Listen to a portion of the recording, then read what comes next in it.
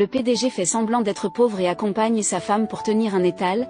Son esprit amoureux lui a fait endurer un temps infernal de 40 degrés et il a même eu le cran de négocier avec les clients pour 30 yuan. Cependant, il n'avait jamais imaginé que certains clients convoiteraient sa beauté, voulant son numéro de téléphone juste pour acheter un collier. Afin de faire une vente et de rendre sa femme heureuse, le PDG a naïvement envisagé de faire un compromis. Heureusement, la jeune fille a pris conscience de la crise et s'est immédiatement levée, faisant semblant d'aider son mari à chasser un moustique, ce qui a fait fuir les clients mal intentionnés. Alors que le PDG et sa femme nourrissaient leurs sentiments, un visiteur inattendu s'est approché. Le PDG, craignant que son frère ne révèle sa véritable identité, n'a pu que l'empêcher d'intervenir dans la conversation. Pour éviter que sa femme ne travaille si dur, le PDG a fait signe à son frère d'acheter tous les colliers. La jeune fille pensait vraiment que ce cousin éloigné avait de nombreuses petites amies et qu'un collier chacune ne suffirait pas à les satisfaire.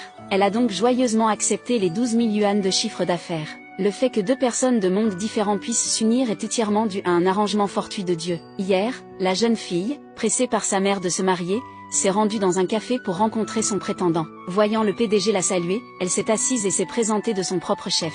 Le PDG n'a pas entendu un mot de ce que disait la jeune fille. Il savait seulement qu'il ne pouvait épouser que cette fille dans cette vie. Il s'est avéré qu'autrefois, lorsqu'il était dans une mauvaise passe, la jeune fille lui avait offert un joli parapluie. Depuis lors, la jeune fille était devenue la lune dans son cœur. Cependant, après tant de temps, le PDG craignait que le caractère de la jeune fille n'ait beaucoup changé. Il a donc fait semblant d'être une personne ordinaire.